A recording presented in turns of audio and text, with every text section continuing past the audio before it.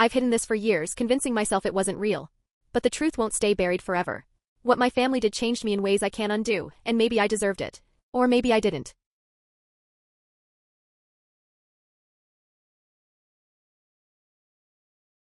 Victoria's parents once made me an offer that didn't even feel real. They said they'd pay for my entire college, every single cent, if I agreed to dump her. And if she was the one to end things, they promised she could unlock her trust fund early. But when I glanced at her, waiting to see what she'd do, Victoria ripped those papers into shreds, scattering them like confetti. Then she looked her parents dead in the eye and said, "I'm not for sale." Me? I couldn't even speak. That was 9 months ago. Fast forward to last week. Her dad gets arrested for tax evasion, and out of nowhere, Victoria corners me after biolab. She slides an envelope across the table, 5 crisp $100 bills. "I need you to be my boyfriend for 3 weeks, she whispers. And I just sat there, stunned. Like, why me? Victoria drove a white Mercedes. She wore designer clothes. I rode the city bus and worked part-time to keep the lights on at home. We weren't even in the same universe. She must have seen how confused I was because she leaned closer and explained. My 18th birthday is in 8 months. That's when I get my trust fund. But I want it now. And if I'm dating someone they think is unacceptable, they'll probably throw money at me to leave you. They always think cash fixes everything." She said it like it was some inside joke. Like her parents trying to buy her love life was funny. Then she tilted her head. "So you in?" I stared at the cash. $500. That's 2 months of groceries in my house. "When do I start?" I muttered. Her smile was different this time, not the polished, perfect popular girl smile she gave to everyone else. It was real. "Tomorrow," she said. "I'll pick you up at 7. Dinner at my place." Then she walked out, leaving me with the money and a stomach full of nerves. The next night, when I saw her house for the first time, I thought it had to be a prank. The driveway stretched forever. They had a fountain out front with actual koi fish swimming in it. 6 different cars in the garage, each from a different luxury brand. Inside, her parents were waiting in the formal living room, like they were conducting some kind of interview. "Mom, Dad, this is Dakota," Victoria announced. Then she grabbed my hand and added, "My boyfriend." Her palm was clammy. Mine wasn't much better. Her mom's smile died instantly. Her dad's eyebrows shot up way up. And the first thing out of his mouth? "And what do your parents do, Dakota?" Not nice to meet you. Not even small talk. Just straight to the status question. "My mom's a nurse," I said quickly. Didn't mention the second job cleaning offices at night. Didn't mention that my dad bailed when I was 10. Her mom's smile got tighter. "How nice," she said, like the words tasted sour. After that train wreck, Victoria laid down the rules. She made me pick her up for school every morning, hold hands between classes, sit together at lunch. "We need to be seen," she told me. "Make it believable." She even made me an Instagram account so she could tag me. But something changed in the second week. When we sat together, she started absent-mindedly playing with my fingers. Maybe for the act, maybe not. But it felt real. Then came this party at one of her rich friends' houses. The place looked like a hotel pool the size of a lake. She stayed glued to my side all night, introducing me to everyone like I wasn't just the scholarship kid. "This is Dakota," she'd say, proud. Like I mattered. When some guy made a snide comment about me shopping at Target, she didn't laugh it off. She fired back.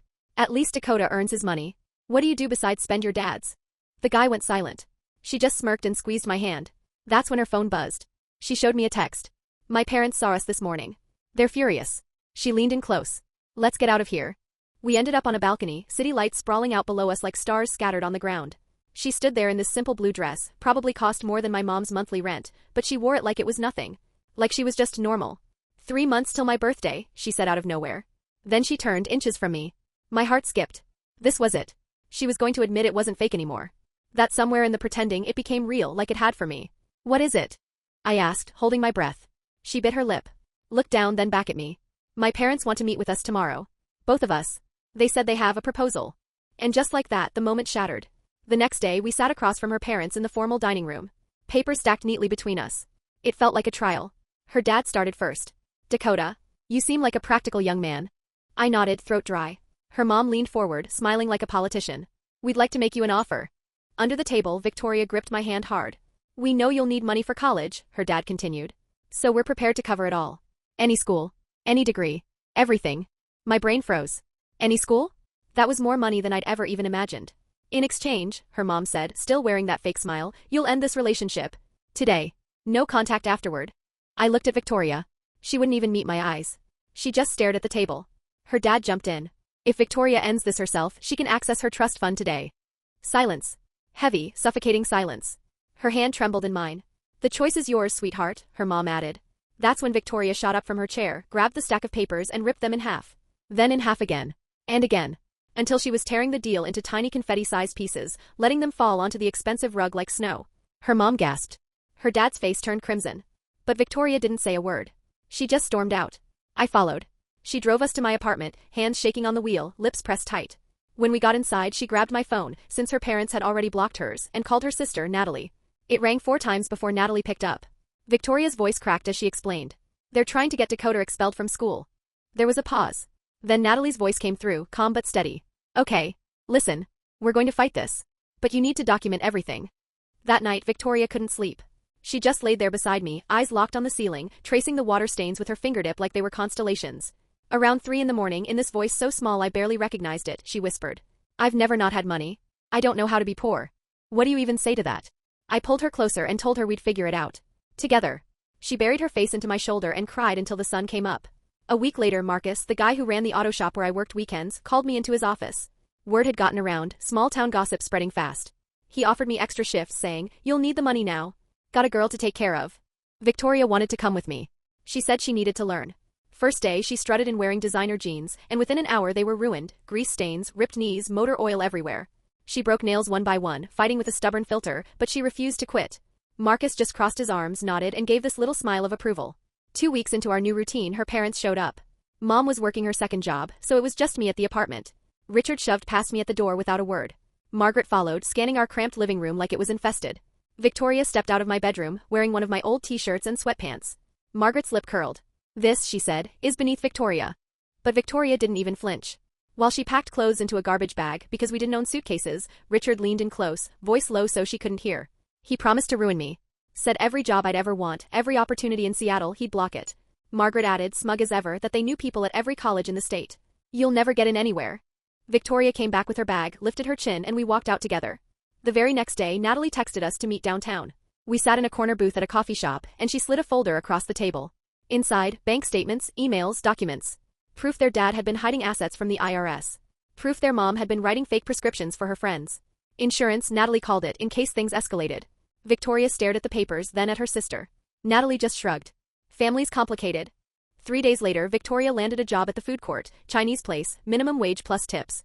She came home smelling like sesame chicken and fried rice, exhausted but grinning. She pulled out $43 in tips and spread them across the table like treasure. First money she'd ever earned on her own. She counted it 3 times before bed. We built a rhythm after that. School. Work. Homework on the kitchen table. She helped me survive calculus, I taught her how to budget. Mom started bringing leftovers from the hospital cafeteria, dry meatloaf, mystery pasta, but it kept us fed. And slowly, Victoria learned to like meatloaf. But 2 weeks later, things at school turned ugly. The principal called us in, one after the other. Teachers pulled us aside. Even our friends started acting weird. Someone had spread a rumor that I was grooming her. That I was taking advantage. The counselor, Mrs. Peterson, asked Victoria point-blank if she felt safe with me. Victoria's face went scarlet. She shot up so fast her chair slammed to the floor. The only people I've ever felt unsafe with are my parents. Then she stormed out, slamming the door so hard the wall plaques rattled. Later, we found out Mrs. Peterson's husband worked at Richard's firm. Of course he did. The next day, Victoria spotted a gray sedan at the bus stop. Same one that had been following us after school. We switched buses 3 times, doubled back twice, and that car stayed with us until we ducked into a crowded mall. That night, my mom called me, her voice shaking.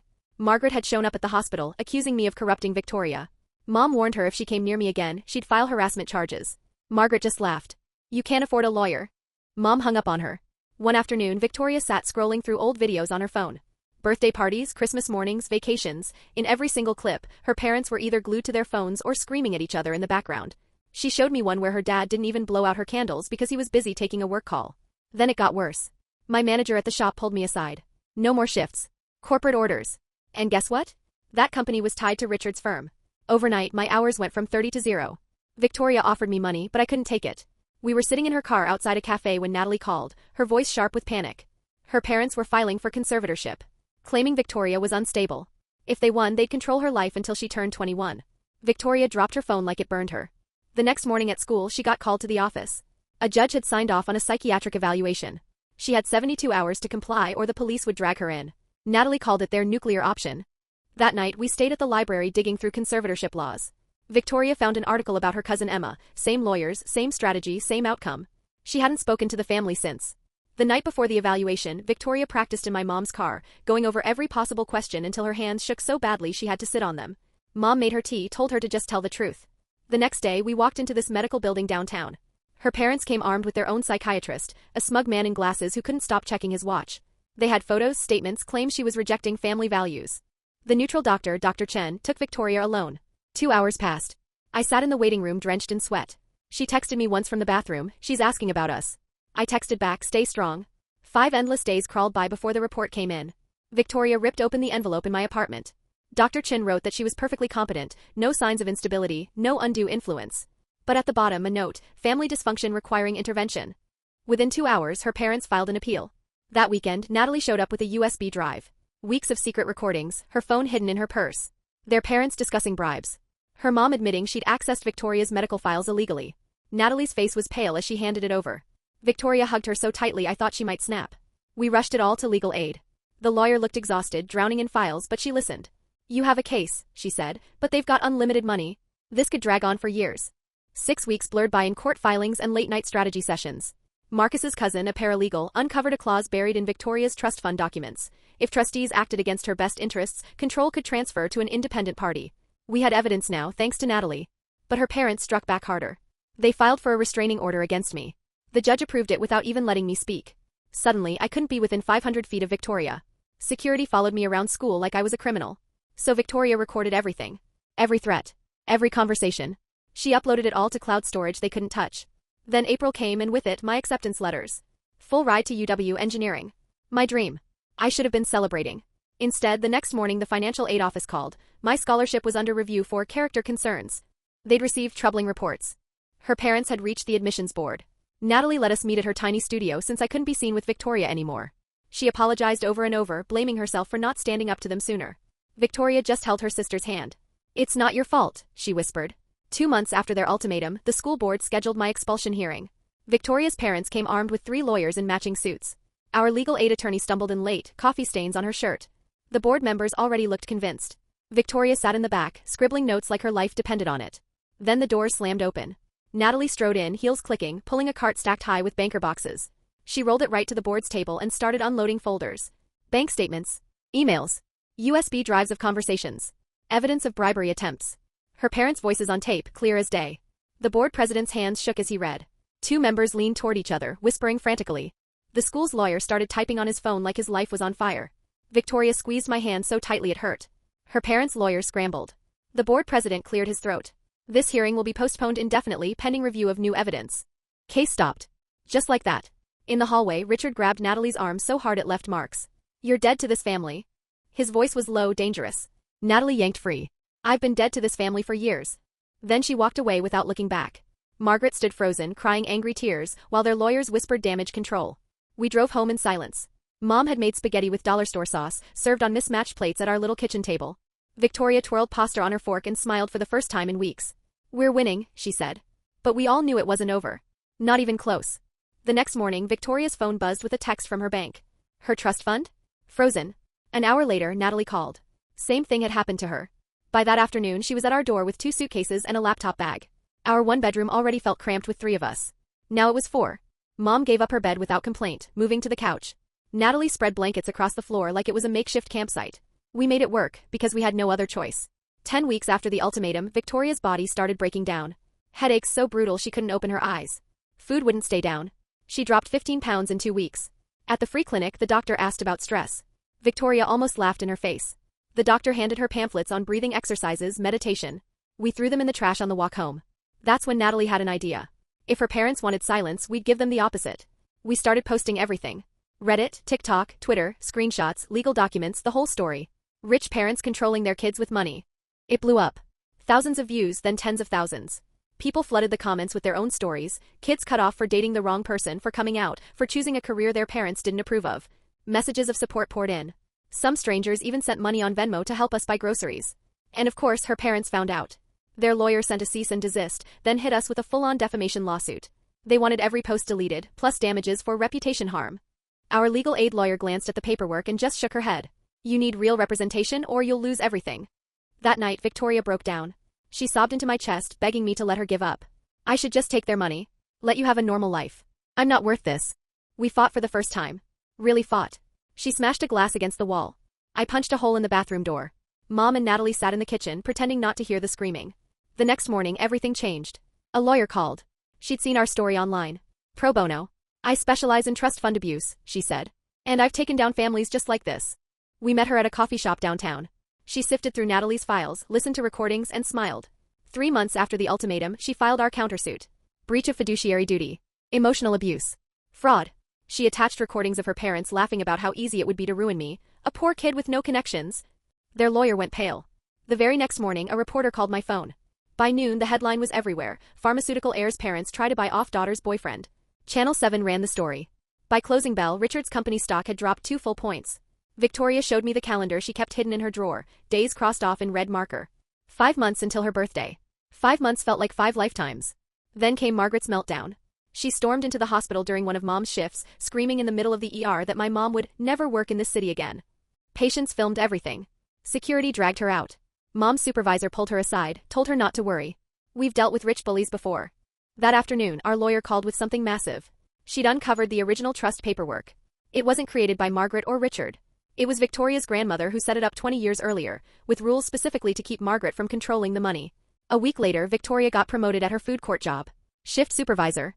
She framed her first supervisor paycheck and hung it on the wall like a trophy. Then came the bombshell. James Whitmore, the family's lawyer of 20 years, walked into Sarah's office with 3 boxes of documents. He switched sides, sat across from Victoria and said, "Your grandmother would be disgusted by this. They've crossed every line." Inside those boxes was everything. Proof her grandmother had seen this coming and buried a clause in the trust. If her parents ever acted maliciously, Victoria could go to court and take control, at any age. Richard and Margaret fired James the next day and threatened to ruin him. He just laughed. "I know where all your bodies are buried." 2 weeks later, we filed the emergency motion. The judge read everything, every recording, every threat, every attempt to destroy my future just to control their daughter. She looked at Victoria and said, "No parent should ever use money as a weapon against their child." Meanwhile, Natalie was sending us updates from inside the house. Margaret and Richard had stopped sleeping in the same room. Their perfect marriage was cracking apart. But nights got worse for Victoria. She'd jolt awake drenched in sweat, shaking, whispering about the same nightmare, her parents dragging her back, me disappearing like I never existed. I held her until her heartbeat slowed, whispering, "We're almost there. Almost free." Then came the court date. We walked through metal detectors at 9 in the morning, my stomach in knots. Her parents marched in with 5 lawyers, all in matching suits and shiny briefcases. We had Sarah, our pro bono fighter, and James with his stack of folders. Margaret testified first, pretending she was just protecting her daughter from gold diggers. The judge cut her off mid-sentence. "If he was after money, why did you offer to pay him to leave?" Margaret froze. Mouth open, no words. Fake tears followed. Then Richard. Under oath, he admitted to it all. The private investigator. The calls to my mom's boss. The letters to every college warning I was unstable. He kept saying it was to protect his family. The judge's face only grew harder. When Victoria took the stand, the whole courtroom held its breath. She played recording after recording on her phone. Her parents plotting to cut her off, to send her to a troubled teen camp, to break her. Her voice cracked, but she never stopped. Then it was me. Sarah's questions were simple. When did I fall in love with her? Before I even knew about the money. Why did I say yes to the fake relationship? Because she seemed desperate, and because I needed the cash. When did it become real? The second week, when she held my hand. Victoria cried openly, but she was smiling through it.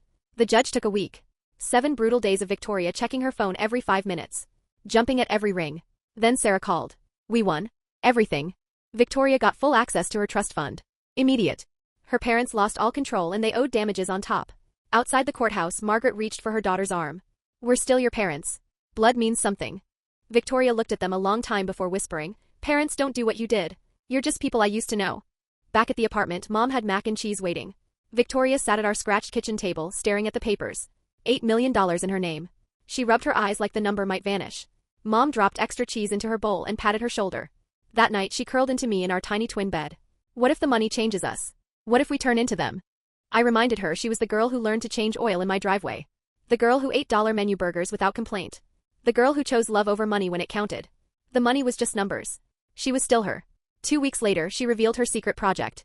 She dragged me to a lawyer's office and signed papers creating the Phoenix Foundation, $1 million dedicated to helping teens escape controlling families. The lawyer's hand shook as he took the check. Victoria just shrugged. Others need what we had. A chance. The same day, Richard's company board forced his resignation. Margaret's medical license went under review. Their empire collapsed piece by piece. Victoria found an apartment near UW. Nothing fancy, just a 2-bedroom with a view of the water. She still showed up at her food court job every morning at 6. When her manager asked why she was still working, she just smiled. Because earning my own money makes me feel real. Natalie's trust was restored soon after. She opened her own law firm specializing in financial abuse. She hugged Victoria so tight I thought ribs would crack. "You inspired me," she whispered. My scholarship, once revoked, suddenly reappeared. Full funding. No explanation needed. Without her parents pulling strings, the roadblocks vanished. But healing isn't instant. Victoria started therapy twice a week with Dr. Chen. She'd come out of sessions pale, staring at nothing. I need to understand why I thought their behavior was normal for so long. Then, for weeks after court, it all came crashing back. Margaret pounded on our door at 2 a.m, mascara streaked, dress torn, screaming that Victoria had destroyed everything. Victoria's hands didn't even shake as she dialed 911. Security showed up first. Then the cops. Margaret was hauled away for breaking the restraining order. 2 days later, Richard filed for divorce. His lawyer's statement blamed Margaret for losing Victoria, for destroying their empire. The family that once looked perfect from the outside was finally exposed for what it really was, rot. And for the first time we felt free. We drove 3 hours to find it. The cemetery. Victoria hadn't been there since she was 7. Her grandmother's headstone was simple, just a name, just the dates. No big monument, no marble angels. Victoria knelt in the wet grass, not caring that her jeans soaked through, and whispered, "Thank you for protecting me." She placed white roses at the base, her grandmother's favorite. Even from beyond the grave, it felt like her grandmother had shielded her. 6 weeks after court, we started to taste something that felt like normal life. Sunday dinners at Mom's apartment with Natalie pulling up a chair. Victoria tutoring kids at the community center on Tuesdays. Me finally keeping up with my college assignments instead of drowning from exhaustion. We grocery shopped, paid bills, folded laundry. Nothing glamorous, but every routine felt like a miracle. News of her parents came from Natalie one Sunday, right in the middle of Mom's lasagna. She'd been scanning court filings when she spotted their names. Divorce. Richard had filed first, but Margaret countered the same day. Hidden accounts, accusations of affairs. Their dirty laundry laid out in public records for anyone to read. Victoria scrolled through the documents on her phone, face blank, but her hand gripped mine so tight it hurt. Within a week it was war. Fraud. Embezzlement. Both of them clawing at each other for money.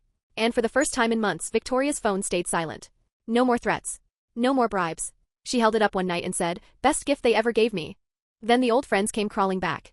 Ashley texted first, long paragraphs of apologies for not standing by her. They met for coffee. Ashley cried for 20 minutes. Victoria just listened. Then Madison and Sophia showed up at the community center, watching from the doorway before working up the nerve. "We were scared of your parents," Madison admitted. Sophia just repeated, "I'm sorry," over and over. Victoria forgave them. But when Brittany came to our apartment with expensive flowers and excuses, Victoria didn't even open the door all the way. One look at the girl who'd spread the worst rumors and she shut it in her face. Later, Brittany told everyone Victoria was stuck up now. Victoria didn't care. Not anymore. At the shop, Marcus called me in one Thursday. His boss was waiting too, which made my stomach drop, until I saw their smiles. The boss shook Marcus's hand, handed him a new name tag that said, "Manager." Turns out having Victoria work there had drawn 30 new customers, just curious to see the rich girl who changed oil. Marcus got a raise, a bonus, and the first thing he did was give every employee an extra paid day off. That was Marcus. 2 months after court, Victoria's foundation helped its first kid. Tyler. His parents had kicked him out for being gay. He'd been living in his car, juggling 2 jobs, saving for college. Victoria met him herself, set him up with an apartment, paid his tuition. She came home crying, but this time they were happy tears.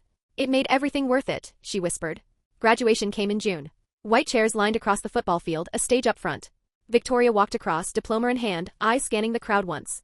Her parents' seats were empty. But Mom was there, cheering loudest of all. And Natalie waved a giant sign, "That's my sister." Victoria hugged them both afterwards and said, "I had my real family there." 2 weeks later, she showed up at my door jangling car keys. A used Honda Civic. Bought with money from selling her parents' jewelry. She had maps, motels, diners, a whole road trip planned. No 5 stars. No Mercedes. Just us. For 2 weeks, we drove through Oregon and California. Truck stop food. Thin motel walls. And I swear I'd never seen her happier. In Eureka, we stopped at a little diner. That's where I saw him. Richard. Alone at a corner table with only coffee. His hair was gray at the temples now. His shoulders slumped. He saw us at the same time, stood like his bones were heavy. Walked over and said just 2 words, "I'm sorry." Victoria looked at him for 10 long seconds, memorizing what he'd become. Then she turned and walked right past him. No words. No forgiveness. He lingered for a minute before leaving cash on the table and walking out. That night, Mom called. She'd been promoted to head nurse after 20 years of being overlooked. She said Victoria's courage had inspired her to finally demand it. Mom cried happy tears on the phone, and so did Victoria. 3 months after court, Natalie's evidence about offshore accounts triggered the IRS. Federal agents raided both Richard and Margaret's new homes. Years of hidden money. 15 years of unpaid taxes. Penalties that would strip them of everything just to avoid prison. Their faces splashed across the paper, looking like mugshots. Victoria read the article once, then tossed it in the trash. No reaction. No satisfaction. Just done. September, we moved into UW. Victoria picked social work as her major. On the form asking why, she wrote a single line, "To help kids escape families like mine." 2 weeks later, an envelope arrived, Margaret's handwriting. Victoria opened it to pages of apologies, talk of forgiveness, family bonds. She read 3 lines, then calmly burned the whole thing in the sink. Didn't move until every word was ash.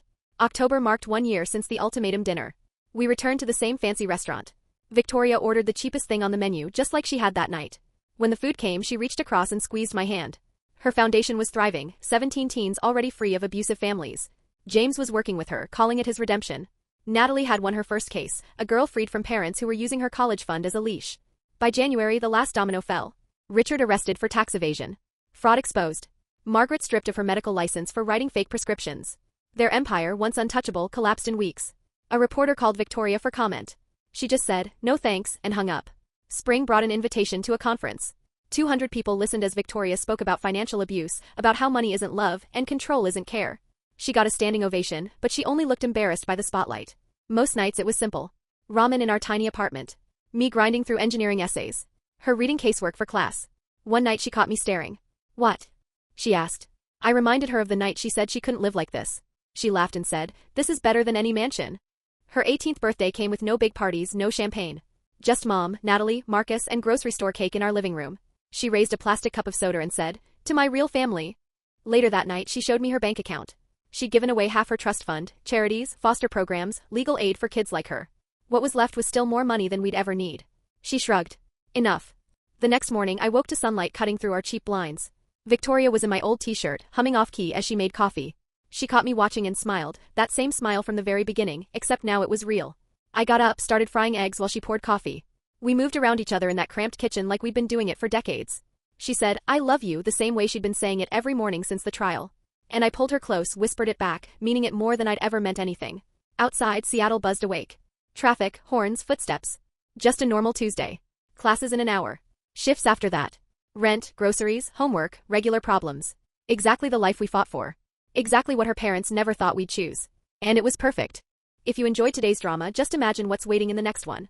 Hit like, subscribe, and let's go find the next train wreck together. Thanks for watching.